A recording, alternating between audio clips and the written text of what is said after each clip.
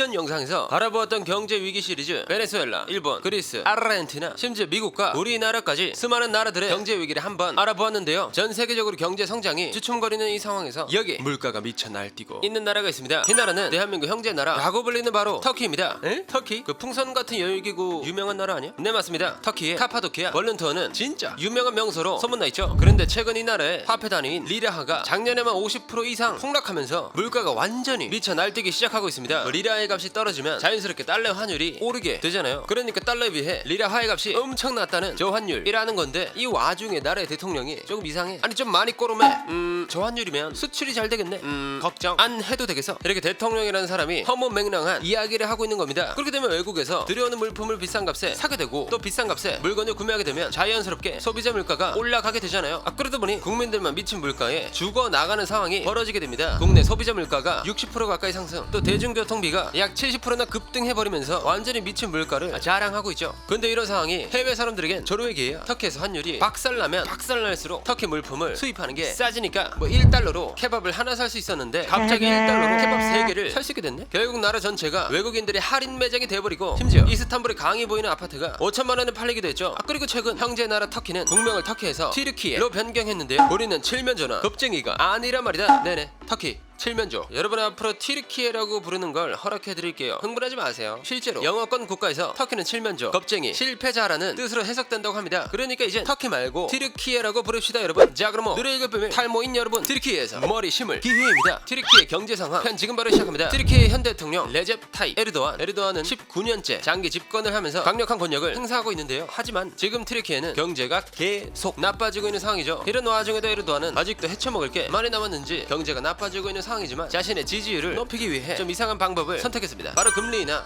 경제가 나빠지고 있는데 금리 인하를 해? 뭐 이렇게 생각하시는 분들이 많으실 겁니다. 아니, 금리를 인하하면 사람들이 은행에 돈을 안 맡기게 될 거고, 그렇게 되면 리라화가 사장에 막 풀리게 되잖아요. 안 그래도 리라의 가치가 떨어지고 있는 와중에 돈이 풀리게 되면 어떻게 되겠어요? 당연히 더 떨어지겠죠. 시장의 기본적인 원리대로라면 지금 상황의 티르키예는 금리를 올려서 대출을 줄이고 저축을 늘리면서 은행에 돈을 흡수시켜야 하겠죠. 그렇게 되면 시중에 풀린 리라화가 줄어들면서 리라화의 가치가 서서히 회복할 수 있을 겁니다. 아니, 누가 보더라도 지금은 기준금리를 올려야 될 때잖아요. 하지만 에르도안의 선택은 굳건하게 금리 인하를 선택하게 되죠. 수많은 이유 중 하나는 종교적인 측면에서 찾아볼 수 있었는데요. 먼저 이슬람 율법에서는 이자를 금지한다고 합니다. 근데 금리가 오르면 오를수록 이자는 많아지는 거고, 금리를 낮추면 낮출수록 이자가 적어지는 거잖아요. 그러다 보니 에르도안이 금리를 낮추게 되면서 이자를 줄여버리니까 트르키 이슬람 보수 계층에선 이렇게 생각하게 되죠. 우와, 드디어 이슬람 율법을 시행하는 지도자가 나왔구나. 이렇게 종교적 신앙이 정책에 반영되게 되면서 이슬람을 믿는 보수 세력들이 에르도안에게 강력한 지지를 하게 된 겁니다. 참, 이렇게 경제가 휘청휘청하는 순간에도 지지율이 30%나 된다고 하네요. 그렇게 시장 원리를 무시하고 있는 에르도안의 정책에 리라화의 가치는 계속해서 떨어지고, 리라당 달러가 2021년 1월 1일에는 0.13달러였지만 2022년 6월 기준 1리라는 0.06달러를 찍게 되죠.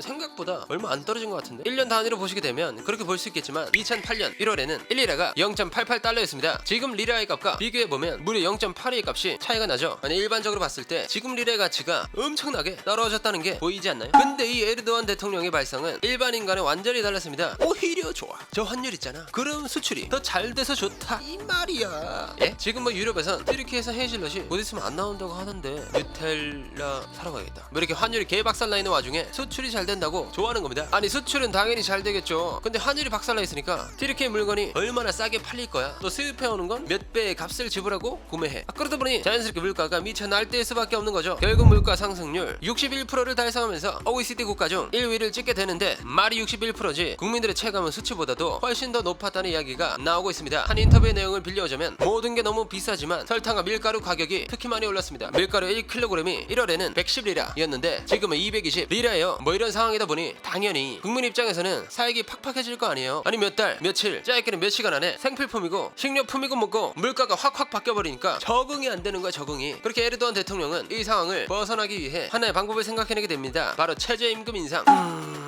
물가 상승? 내가 아주 획기적인 아이디어를 생각해냈어. 그게 뭐죠? 지금은 금리를 올리는 것밖에 답이 없어 보이는데 물가가 올랐다고? 그럼 물가 오른 것보다 최저임금을 더 많이 올려주면 되겠다. 예? 아니 이게 무슨 기적인 논리야? 아니 이때 올린 최저시급이 무려 50%? 이게 말이 됩니까? 최저임금을 올리면 물가를 잡을 수 있다는 것도 의문이 드는데 최저임금을 한 번에 50%나 늘린다? 당연히 이건 효과가 없었죠. 오히려 최저임금을 50%나 올렸는데도 불구하고 리라 가치가 55%나 하락해버리죠. 결국에는 그냥 물가만 상승하게 도와준 꼴이 돼버린 겁니다. 나 못 자겠지 멍충.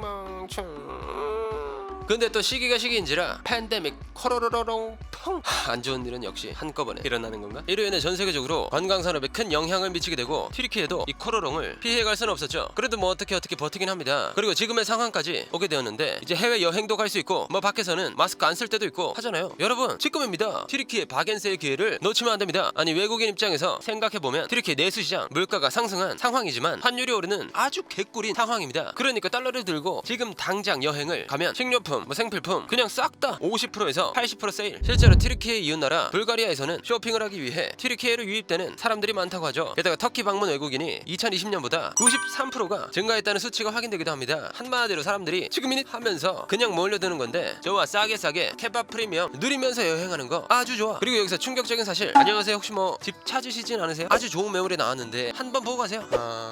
부동산에 관심이 있긴 한데 그럼 한번 보기만 해볼까요? 환영합니다. 지금 강이 보이는 아름다운 뷰에 30평형 아파트 단돈 5천만원에 모시겠습니다. 에이 그게 무슨 소리예요? 그래도 일단 혹시 모르니까 어디로 입금하면 되죠? 가자!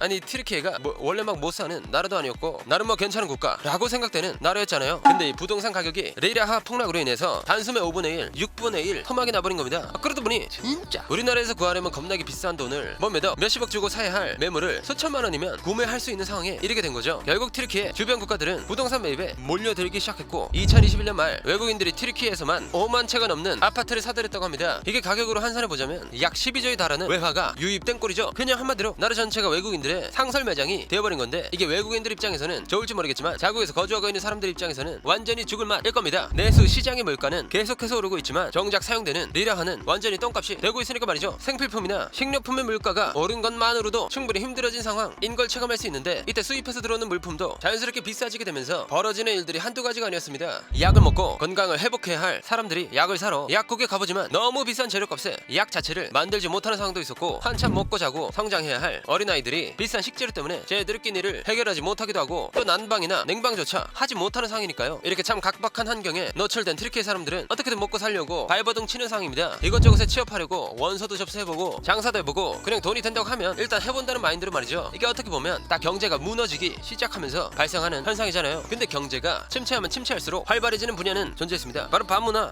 터키 이슬람 믿는 사람들 많지 않아? 반문화가 가능한 거야? 라고 생각하시는 분들이 많으실 겁니다. 하지만 이게 좀 의외였던 게 튀르키예 몇몇 도시를 제외하고 국가 내에서 매춘은 합법이라는 겁니다. 종교적인 문제로 가장 폐쇄적일 것 같았으나 합법이라니 좀 놀랍긴 합니다. 그런데 이 매춘이 합법이라고 한들 이슬람 율법이 강력한 파워를 가지고 있다 보니 길거리에서 호객행위를 한다면 종교적으로 용서가 안 된다고 하는데 계속해서 경제 불황이 이어지자 거리에서 호객행위를 하는 여성들이 늘어났다고 합니다. 경찰은 나이트클럽이나 술집 인근에서 이런 여성들을 단속하려 해보지만 아무래도 경제가 개박살이 나 있으니까 경찰들도 단속하기 참 어려운 형편이라고 하네요. 참 안타까운 상황인 건 사실인 것 같습니다. 그렇다면 과연 튀르키예가 이 상황을 벗어날 방법은 전혀 없는 것일까요? 뭐 금리를 올리는 것도 하나의 방법이 될 수 있겠지만 에르도안이 펼치고 있는 정책으로 봐서는 그럴 일이 없을 것 같습니다. 게다가 현재 튀르키예는 만성적인 무역 적자를 기록하고 있기도 하지요. 에르도안의 생각을 싹 다 읽을 수는 없는 거잖아요. 뭐 지금까지의 상황을 좀 살펴보면 금리 인하로 통화 가치를 하락시켜 수출 시장에서 우리 제품의 경쟁력을 키우자 하면서 수출 시장을 확대시켰습니다. 이로 인해 2021년 말에는 실제로 수출이 33%가 증가하게 됐죠. 하지만 나라 특성상 전문적으로 가진 기술이라든지 에너지, 원자재 등 수입 의존도가 높다는 사실도 외면할 수는 없습니다. 현재 튀르키예 자국민들은 리라 폭망으로 인해 완전히 고생길을 걷고 있습니다. 또 거국민은 부자를 더 부유하게 만들고 가난한 사람은 더 가난하게 할 뿐 이라면서 이슬람의 종교적 교리를 경제 정책에 반영하여 운영 중이죠. 현재로 봤을 때는 튀르키예 국내외에 이야기가 참 많지만 지금 이 상황이 계속된다면 외화 보유액이 고갈되는 것은 시간 문제이고 재정 건전성의 문제 등이 제기되면서 장기적인 정책으로는 이어지지 않을 것이라고 전문가들은 이야기했죠. 튀르키예의 경제 상황은 앞으로 조금 더 지켜봐야 할 것 같습니다. 자 그럼 경제를 살릴 수 있다고 하는 지도자는 천재이거나 사기꾼이라는 것을 생각하면서 오늘의 1급 비밀 마치도록 하겠습니다. 다음에 또 다른 이야기를 담은 서류 1급 비밀 파일을 들고 다시 찾아오도록 하겠습니다. 감사합니다.